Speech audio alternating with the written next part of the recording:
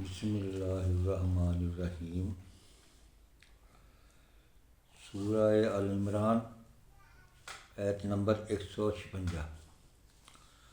اعوذ باللہ من الشیطان الرجیم، بسم اللہ الرحمن الرحیم۔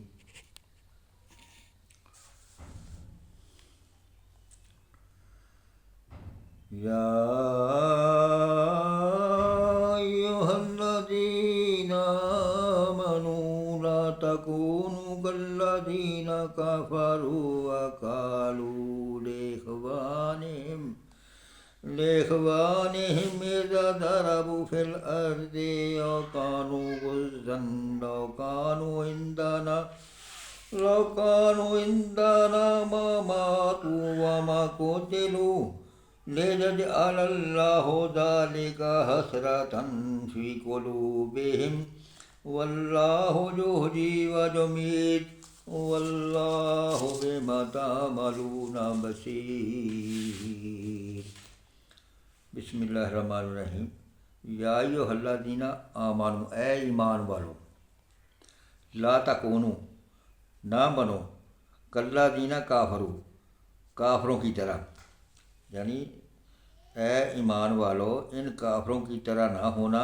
وقالوا لاخوانہم، جنہوں نے اپنے بھائیوں کی نسبت کہا، وقالوا کہا، لاخوانہم، اخوان اخو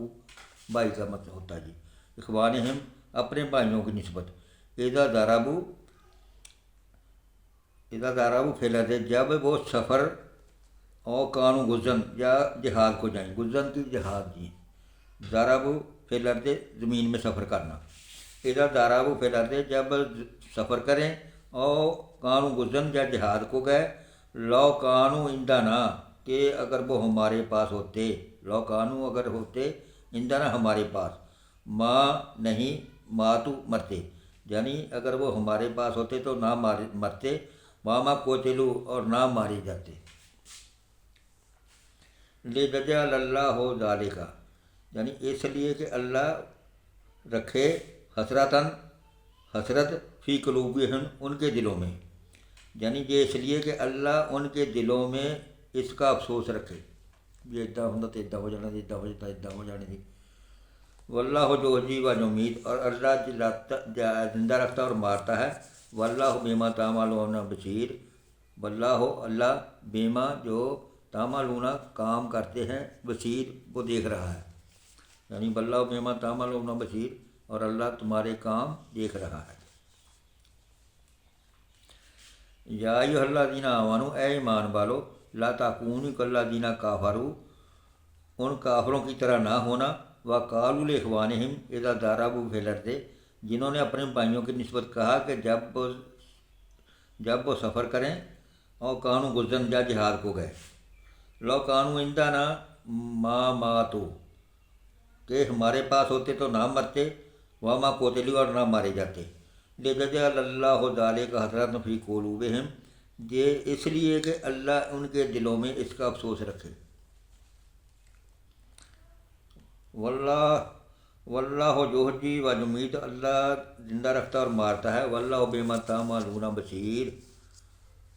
اور اللہ تمہارے کام دیکھ رہا ہے۔